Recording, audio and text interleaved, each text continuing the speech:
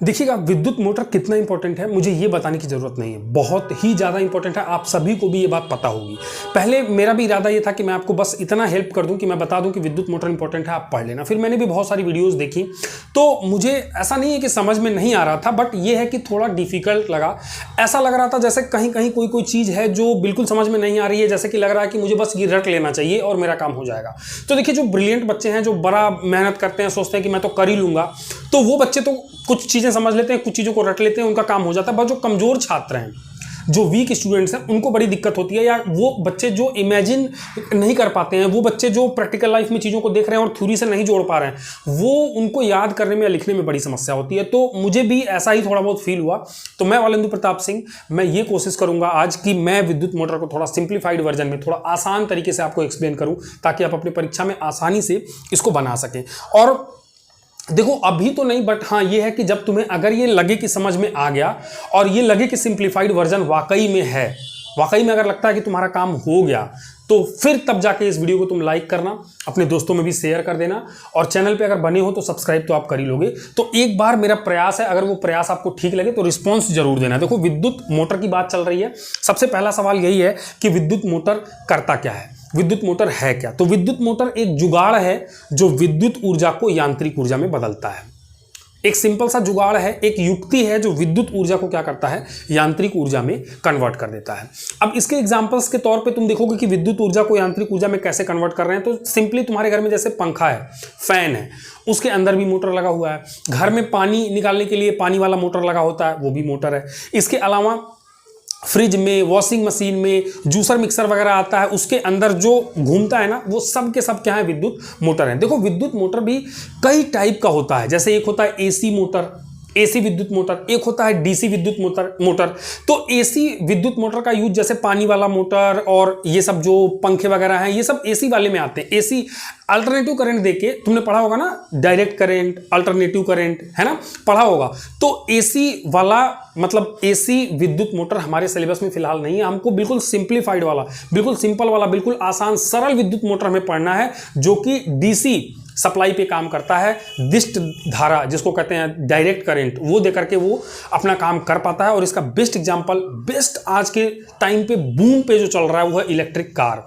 Electric car हो गई, वो बैटरी वाला ई रिक्शा हो गया। उसमें क्या लगा होता है, एक्चुअल में एक बैटरी होती है जिसको हम घर में चार्ज कर लेते हैं, और फिर वो बैटरी मोटर को पावर देती है और वो मोटर चलता है और वो यांत्रिक ऊर्जा में कन्वर्ट हो जाती है, और उससे हम क्या करते हैं, उस गाड़ी को चला पाते हैं। ठीक है, तो बेस्ट जो एग्जांपल है वो आजकल इलेक्ट्रिक कार वगैरह बेस्ट एग्जांपल है इसकी, जो सरल विद्युत मोटर की बात कर रहे हैं। तो विद्युत मोटर तुम्हें समझ में आ गया कि एक्चुअल में ये है क्या, ये विद्युत ऊर्जा को यांत्रिक ऊर्जा में कन्वर्ट करने का एक जुगाड़ है। अब इसकी बात करते हैं सिद्धांत की। अगर इसके सिद्धांत की बात करें, किस सिद्धांत पे काम करता है, तो जब तुमने विद्युत धारा के चुंबकीय प्रभाव पढ़े होंगे, तो तुमने एक धारावाही चालक की वजह से आसपास उत्पन्न होने वाला विद्युत क्षेत्र पढ़ा, एक परिनालिका की वजह से आसपास उत्पन्न होने वाला विद्युत क्षेत्र पढ़ा, एक तुमने वलय, एक रिंग की वजह से आसपास उत्पन्न होने वाला विद्युत क्षेत्र पढ़ा। तो ये सब जब चल रहा था ना, उसी वक्त एम्पियर साहब के दिमाग में आया कि अगर किसी चालक में विद्युत धारा प्रवाहित करके चुंबकीय क्षेत्र उत्पन्न किया जा सकता है, तो क्या कभी ऐसा कुछ हो सकता है कि कहीं चुंबकीय क्षेत्र हो, उसमें कोई चालक ले जाए, तो कुछ स्पेशल कोई फोर्स, कोई ऐसा कुछ मोशन, गति कुछ मिले हमें। तो उन्होंने एक्सपेरिमेंट किया, और तुमने पढ़ा भी होगा ये वाला एक्सपेरिमेंट जरूर, मैं उम्मीद करता हूं। तो उस एक्सपेरिमेंट में यही देखा गया कि जब चुंबकीय क्षेत्र के अंदर एक चालक को लाया जाता है और उस चालक में करंट फ्लो कराया जाता है, तो अपने आप उस चालक के ऊपर एक बल लगता है, अपने आप एक बल लगता है। और ये जो चुंबकीय क्षेत्र, विद्युत धारा और जो बल है, ये तीनों एक दूसरे के परपेंडिकुलर लग रहे होते हैं। मतलब तीनों एक दूसरे से 90 अंश पे होते हैं, तीनों एक दूसरे से 90 अंश पे होते हैं, कुछ इस तरह से। बिल्कुल तीनों एक दूसरे से कितने कितने डिग्री पे होते हैं, 90 डिग्री पे होते हैं। ये एम्पियर साहब ने एक्सपेरिमेंट में देखा, और उसी एक्सपेरिमेंट का फायदा उठाते हुए, इसी जुगाड़ का फायदा उठाते हुए हमने क्या बना लिया, विद्युत मोटर बना लिया। तो एक्चुअली सिद्धांत क्या है, तो आप कहोगे विद्युत धारा के चुंबकीय प्रभाव पर आधारित सिद्धांत है कि जब एक चुंबकीय क्षेत्र में एक चालक को लाया जाता है और उसमें करंट फ्लो कराते हैं, तो अपने आप उस पर एक फोर्स लगता है, और चुंबकीय क्षेत्र, वो विद्युत धारा और वो बल, तीनों एक दूसरे के लंबवत होते हैं। और इसको निकालने के लिए जो एक बाएं हाथ का नियम है, है ना, फ्लेमिंग के बाएं हाथ का नियम है, उस बाएं हाथ के नियम से ये जो तीनों की दिशाएं हैं वो तुम कहीं भी कॉपी पे, बोर्ड पे या प्रैक्टिकल लाइफ में भी उसको निर्धारित कर सकते हो। तो वो नियम आपको पता होना चाहिए। उसी नियम की मदद से हम क्या करेंगे, हम चुंबकीय क्षेत्र, उस पर लगने वाले बल और उसमें प्रवाहित विद्युत धारा की दिशा का ज्ञान कर पाएंगे। और अगर वो आप कर लेते हो, वो फ्लेमिंग के बाएं हाथ का नियम ये वाला, ये इस तरीके से, ये वाला, ये तुमने जरूर पढ़ा होगा। अभी मैं आगे एक्सप्लेन करूंगा तो इसको पूरा अच्छे से एक्सप्लेन कर दूंगा, तो इजीली आपको समझ में आ जाएगा। तो अगर इसके सिद्धांत की बात करें तो विद्युत धारा के चुंबकीय प्रभाव पर आधारित सिद्धांत है, और मैंने बता ही दिया है कि इसमें हेल्प लेंगे हम किसके, फ्लेमिंग के बाएं हाथ के नियम का। तो अब बात कर लेते हैं, थोड़ा सा आगे चलते हैं विद्युत मोटर के संरचना की, कि आखिर ये बनता कैसे है। तो देखो, विद्युत मोटर को बनाने के लिए मोस्ट इंपॉर्टेंट क्या क्या चीजें हैं, कैसे कैसे बनता है, जरा देखना। मैं तुम्हारे सामने इसलिए बना रहा हूं कि तुम यही फिगर देख के एग्जाम में ड्रॉ कर सकते हो, और साथ में जब मैं ड्रॉ करूंगा तो तुम्हारे दिमाग में बहुत बेहतर तरीके से वो बैठेगा, दिमाग में तुम्हारे बिल्कुल छप ही जाएगा। तो चुंबक, विद्युत मोटर बनाने के लिए सबसे पहले तुम्हें क्या चाहिए, तुम्हें चाहिए एक मजबूत चुंबक, प्रबल चुंबक, शक्तिशाली चुंबक। तो मैं चुंबक बनाता हूं, सबसे पहले मैं दो चुंबक बना लूंगा। एक तो मैंने ये चुंबक बना लिया, एक ये चुंबक, ये इसका नॉर्थ पोल है। जाहिर सी बात है, अब मैं इधर वाला जो चुंबक बनाऊंगा, ये मैं क्या करूंगा, ये इसका साउथ पोल रख दूंगा। ठीक है, साउथ पोल, एक नॉर्थ वाला पोल और एक साउथ वाला पोल। सबसे पहले मुझे क्या चाहिए, चुंबक। चुंबक क्यों चाहिए, क्योंकि मुझे चुंबकीय क्षेत्र जनरेट करना है। और तुम्हें पता है, जब चुंबक कहीं रखते हो तो आसपास का वह क्षेत्र जहां तक की चीजों पे वो अपना प्रभाव डाल पाता है उसे चुंबकीय क्षेत्र कहते हैं। तो मैंने एक चुंबकीय क्षेत्र बनाया सबसे पहले। ठीक है, चुंबकीय क्षेत्र। अब इस चुंबकीय क्षेत्र में मुझे एक चालक रखना पड़ेगा। तो चालक के तौर पे हम क्या करते हैं, हम एक आर्मेचर रखते हैं। इसमें आर्मेचर क्या होता है भाई, एक आयताकार कुंडली होती है जो नरम लोहे के तार से बनाई गई होती है, ताकि उसको हम फोल्ड करके वो डिजाइन क्रिएट कर सके। और ये एक चालक के रूप में यहां पे रहेगा, ताकि इसके ऊपर जब हम इसमें करंट फ्लो करा सके और इसके ऊपर कोई बल लगे तो हमारा कुछ काम हो सके। तो मैं इसके अंदर एक आर्मेचर रखूंगा। कैसा आर्मेचर है ये आयताकार आर्मेचर है। और इस आर्मेचर को बाहर ला करके यहां पे एक मैं कार्बन का ब्रश लगा दूंगा, कार्बन का ब्रश, एक दूसरा कार्बन का ब्रश, और इस ब्रश में मुझे लगाना पड़ेगा वलय, कुछ छल्ले लगाने पड़ेंगे, कुछ वलय लगाना पड़ेगा। और फिर इस कार्बन ब्रश से इसको सप्लाई देनी पड़ेगी। सप्लाई देने के लिए मुझे बैटरी लगाना पड़ेगा। ये देखो, ये माइनस और ये प्लस। और चाहो तो तुम बीच में यहां पे एक स्विच भी लगा सकते हो इसको ऑन और ऑफ करने के लिए। देखो, ये मैंने चुंबक लगाया, क्यों, क्योंकि मुझे चुंबकीय क्षेत्र जनरेट करना है। इसके अंदर एक चालक रखूंगा। तो चालक मैंने क्या, आर्मेचर के तौर पे लिया है। और इस आर्मेचर को देखो, अगर ये आर्मेचर घूम गया तो समझ लो मोटर चल गया, और मोटर चल गया तो तुम्हारा काम हो गया।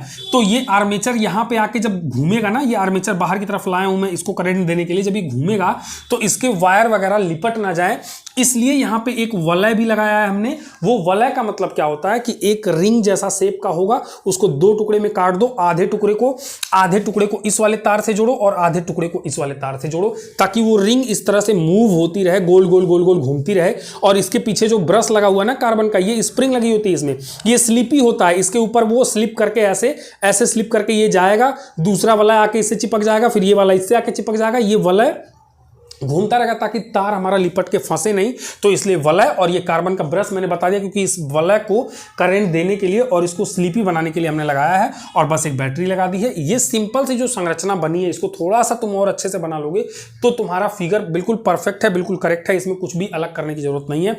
इसका देखो, अब क्या है कि इसका नाम अगर दे दें, जैसे इस वलय के जो दो टुकड़े, एक का नाम मैंने P दे दिया, एक का Q दे दिया। ये जो कार्बन ब्रश है, इसका नाम मैंने X दे दिया, इसका नाम मैंने Y दे दिया। ये क्या है भाई, लिखना पड़ेगा कार्बन ब्रश, या सिंपल लिख दो ये क्या है, ब्रूस है। और ये वाला क्या है, ये विभक्त वलय है, विभक्त वलय है। ठीक है, विभक्त वलय। और ये क्या है भाई, ये हमारा आर्मेचर है। आर्मेचर, इसका नाम भी दे देता हूं ABCD। ABCD। तो यानी कि संरचना में मुझे क्या क्या चाहिए, एक तो चुंबक चाहिए, मैंने यहां पे लिखा है प्रबल चुंबक चाहिए। फिर एक चालक चाहिए जिसको आर्मेचर के तौर पे हम इस्तेमाल कर रहे हैं। यहाँ पे क्या है, ये आर्मेचर। फिर आर्मेचर को बाहर लाके मैं किससे जोड़ूंगा, वलय से। तो एक मुझे क्या चाहिए, विभक्त वलय। फिर इसके बाद वलय से कार्बन की ब्रशें लगी होती हैं ताकि उस पर वो घूम सके, तो कार्बन का ब्रूस चाहिए मुझे। और एट लास्ट, चूंकि मैं सरल विद्युत मोटर पढ़ रहा हूं, मेरे सिलेबस में यही है, तो मुझे ये डायरेक्ट करंट से चलाना है, डीसी मोटर से चलाना, डीसी करंट से चलाना है, दिष्ट धारा से, तो इसके लिए मुझे एक बैटरी लगानी पड़ेगी। तो एक मुझे और क्या जरूरत है, बैटरी की। इतनी संरचना बस हो गई। और इसके बाद तो हम जो फ्लेमिंग के बाएं हाथ का नियम अगर इस पे लगा दिया तो इसकी कार्यविधि को समझ जाएंगे और मोटर खलास हो जाएगा। चलिए, तो मैंने क्या किया, थोड़ा सा मैंने बोर्ड पे बड़ा सा वो फिगर बना दिया है, रफली बनाया। आप इसको थोड़ा अच्छे से भी बना सकते हो, ठीक है, तो आपका काम थोड़ा सा और बेहतर हो जाएगा। तो कहने का मतलब एक बड़ा फिगर मैंने इसलिए बनाया कि मुझे इसकी कार्यविधि डिस्कस करनी है। तो कार्यविधि को जरा समझना, देखो होगा क्या क्या होगा इसमें। ये माइनस प्लस बैटरी लगी है ना, तो बैटरी में बाहर की तरफ करंट इस प्लस टर्मिनल से निकलती है और माइनस पे आके खत्म हो जाती है। तो देखो यहाँ से करंट आई निकली, यहाँ गई, इस कार्बन ब्रुश से होते हुए ये आर्मेचर में यहाँ से घुसेगी, कुछ इस तरह से ये करंट इसमें फ्लो हो रही है। देखो ये डायरेक्शन इसका देख रहे हो, यहाँ से फिर नीचे आएगी, इस वलय में घुसेगी, यहाँ से निकलेगी और यहाँ आके टर्मिनेट हो जाएगी। ये करंट का डायरेक्शन है, करंट इस दिशा में फ्लो होगी क्योंकि बैटरी में प्लस की तरफ से निकलती है और घूम फिर के करंट माइनस में आके खत्म हो जाती है डायरेक्ट करंट में। तो ये करंट मैंने क्या कर दी, फ्लो करा दी। अब करंट फ्लो होने के बाद एक चीज और तुम्हें पता होना चाहिए, चुंबकीय क्षेत्र की दिशा हमेशा चुंबक के बाहर उत्तर से कहाँ होती है, दक्षिण की ओर। उत्तर से कहाँ होती है, दक्षिण की ओर। तो ये उत्तर और ये दक्षिण, यानी अगर चुंबकीय क्षेत्र की दिशा की बात करें तो वो इस दिशा में है। चुंबकीय क्षेत्र की दिशा वो हमेशा, फिलहाल इसके लिए फिक्स हो गया कि हमने यही शेप बनाया, उत्तर से कहाँ जाएगा, दक्षिण की तरफ जाएगा। और इसमें मैंने क्या कहा, एम्पियर के हिसाब से अगर चुंबकीय क्षेत्र में, क्योंकि N से S की ओर ये पूरा यहाँ पे इस दिशा में चुंबकीय क्षेत्र फैला हुआ है, दोनों चुंबक एक दूसरे के ऊपर इस तरह से बल लगा रहे होंगे, तो चुंबकीय क्षेत्र ये पूरा ऐसे फैला हुआ है। इसमें एक तुमने चालक रखा, जैसे ही चालक रखोगे ये पूरा एक कुंडली के रूप में, तो पक्का है कि इसमें करंट फ्लो कराते इसके ऊपर कुछ बल लगेगा। एम्पियर साहब ने बताया। और फ्लेमिंग ने बताया कि जो फ्लेमिंग के बाएं हाथ का नियम है, देखो कुछ इस तरह से, वो पता नहीं कैमरे में कैसा आ रहा है, मैं तो देख नहीं पा रहा हूं। तो ये तुम देखोगे 1 2 3 चीजें हैं, तीनों 90 डिग्री पे हैं एक दूसरे से। ये जो है ये बल की दिशा है, अंगूठा बल की दिशा को दिखाता है। ध्यान रखो, चीजों को याद कर लो। ये अंगूठा क्या करता है, ये बल की दिशा को दिखाता है। ये वाली उंगली ये चुंबकीय क्षेत्र की दिशा को दिखाता है, चुंबकीय क्षेत्र की दिशा को दिखाता है। और ये वाली उंगली, ये बीच वाली, ये दिखाती है विद्युत धारा की दिशा को, विद्युत धारा की दिशा को।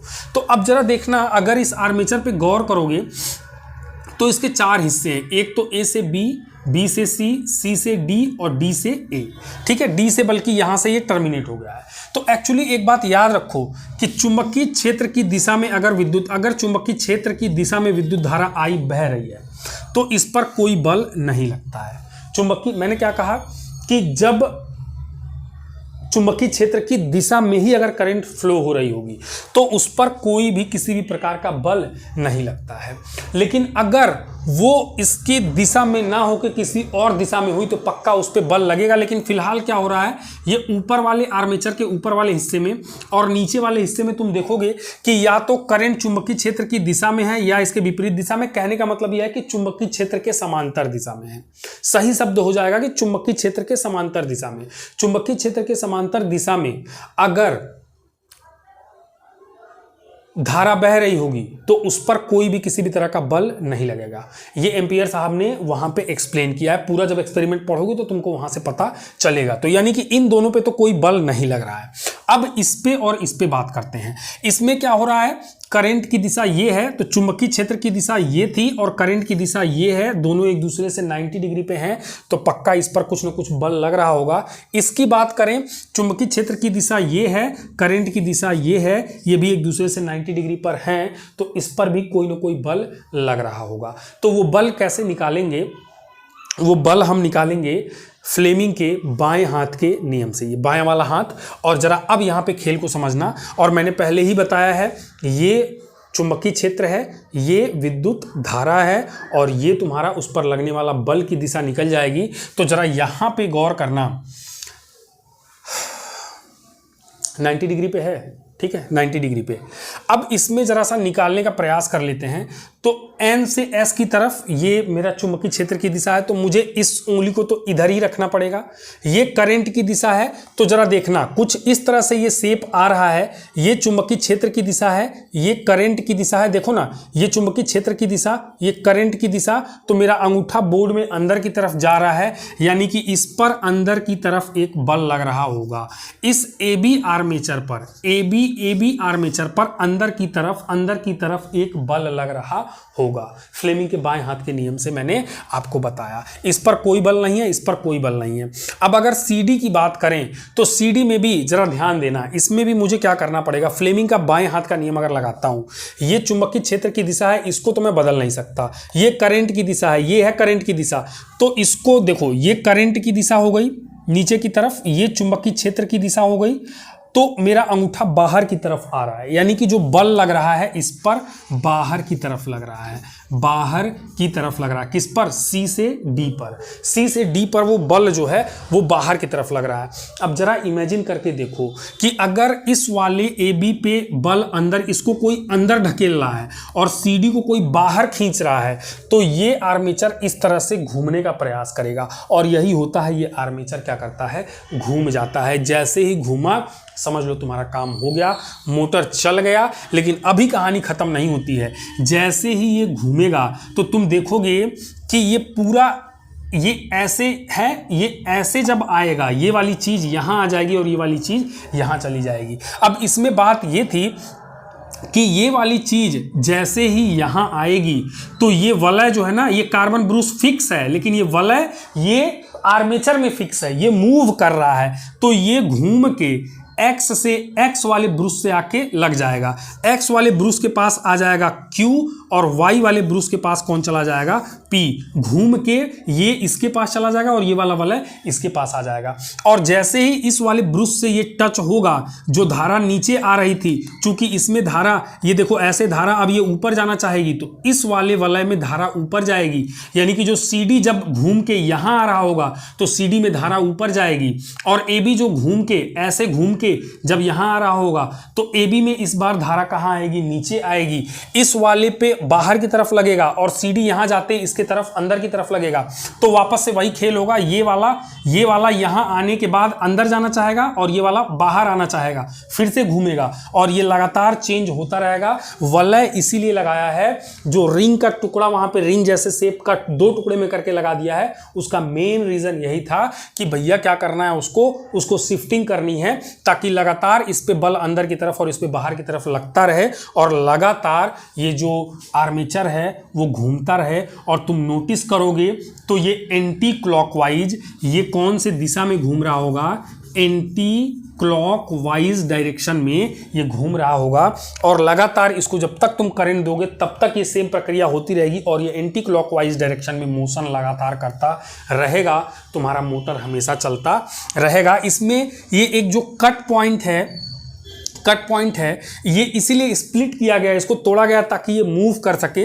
और मूवमेंट के दौरान क्या होता है, यहां से इसको मूव करके उठ के यहां आने में भी थोड़ा टाइम लगता है। बीच में कुछ पल के लिए वो करंट जो है वो स्किप हो जाती है, करंट नहीं मिल पाती है, क्योंकि यहां से उठ के, ये जब यहां से उठ के आएगा ना, तो इसको छोड़ दिया, इसको छोड़ के यहां से यहां तक आने में इसको कुछ तो समय लग रहा होगा। उस समय में तो उसके पास कोई सप्लाई नहीं है, क्योंकि ये भी अपनी जगह छोड़ चुका होगा, ये भी अपनी जगह छोड़ चुका होगा। तो याद रखना उस पर्टिकुलर टाइम में, क्योंकि इसका भी डायरेक्शन बदलता है। BC आर्मेचर का जो BC पार्ट है वो भी घूमेगा, तो बीच में उसका डायरेक्शन बदलेगा। लेकिन डायरेक्शन जब बदल रहा है ना, तो यहां से करंट ही नहीं मिल रही है, तो इसके ऊपर तब भी कोई फर्क नहीं पड़ रहा है। उस पर्टिकुलर टाइम पे इनके ऊपर भी कोई फर्क नहीं पड़ रहा होगा। लेकिन ये जब एक बार घूम जाते हैं, तुमने देखा होगा साइकिल चला के थोड़ा देर छोड़ दो तो वो अपने आप चलती रहती है। तो एक बार बल लगेगा ना, तो वो अपने आप घूमना चाहेगा और संजोग से फिर आके जैसे ही यहां पे टच होगा, फिर करंट जाएगी, फिर से वो फ्लो होना शुरू होगा और सेम कहानी होगी और लगातार ये घूमता रहेगा। तो यानी कि लगातार तुम्हारा मोटर जो है चलता रहेगा। ये इसकी जितनी भी मैंने बातें तुमको बताई हैं, ये अगर शब्दों में पिरो के तुम 3-4 पॉइंट में इसको लिख दो तो क्या हो जाएगा, इसकी कार्यविधि तुमको मिल जाएगी। अगर आप मुझे थोड़ा सा टाइम दे दो, मैं अभी इसकी कार्यविधि कहो तो यहाँ पे लिख दूं। वैसे मैं सोच रहा हूँ कि एक मेहनत लगती है, नोट्स तो तुम्हारे पास होगा ही, तो कहीं से भी अब वो कार्यविधि अगर तुम पढ़ोगे तो मुझे पूरा भरोसा है कि वो कार्यविधि तुमको समझ में आ जाएगी। ठीक है, तो वो पूरा एक्सप्लेनेशन है उसका कि विद्युत मोटर की कार्यविधि कैसी होती है, ये कार्य कैसे करता है। और हाँ, ये एक ही आर्मेचर तुमको दिखाया है मैंने, देखो पॉइंट की बात बता रहा हूँ, एक ही आर्मेचर दिखाया है। ये मोटर इतना मजबूत मोटर नहीं है, क्योंकि इसमें जो फोर्स लगेगा वो फोर्स इतना कैपेबल नहीं होगा कि बड़े बड़े हम यांत्रिक जो हमारे काम हैं, जो यांत्रिक ऊर्जा में हम कन्वर्ट करना चाह रहे हैं, हमारी इच्छाएं पूरी हो सकें। तो इसीलिए क्या होता है, मैं आपको एक पिक्चर अभी यहाँ पे दिखा दे रहा हूँ। इस पिक्चर में जरा ध्यान से देखना, हो ये रहा है कि एक आर्मेचर, फिर एक और आर्मेचर, फिर एक और आर्मेचर, हम ढेर सारे आर्मेचर, और एक जो रिंग होती है उस रिंग को ही कई टुकड़ों में काट के कई छोटे छोटे वलय के थ्रू हम उसको दो चुंबकों के बीच में एडजस्ट करते जाते हैं, ताकि ढेर सारी करंट भी उसमें फ्लो हो और ढेर सारा उसमें बल भी उत्पन्न हो। और जब ढेर सारा बल उत्पन्न होगा तो बहुत ज़्यादा ताकत से वो जो आर्मेचर है वो घूमेगा और हमारे बड़े बड़े कार्यों को सिद्ध कर देगा। और आपने देखा ही है, आजकल मोटर कार में बैठ के हम 120-130 की स्पीड में, इलेक्ट्रिक कार में बैठ के हम इस स्पीड में हम जा पा रहे हैं और हमारा पेट्रोल फ्यूल भी बच रहा है। तो ये फोटो में आपको देख के समझ में आ गया होगा किस तरीके से ये चीज़ें प्रैक्टिकल लाइफ में काम करती हैं। और जैसा कि मैंने बताया था कि मैं इसको सिंप्लीफाइड कर दूंगा, तो मेरे ख्याल से शायद आपको पेन पेपर पे ये कॉन्सेप्ट समझ में आया होगा। अगर ये वीडियो ठीक लगी थी, आपको समझ में आया था, तो इसको लाइक ज़रूर करना और अपने दोस्तों में भी एक बार इसको शेयर कर देना। और मिलते हैं फिर अगली वीडियो में। Thank you for watching.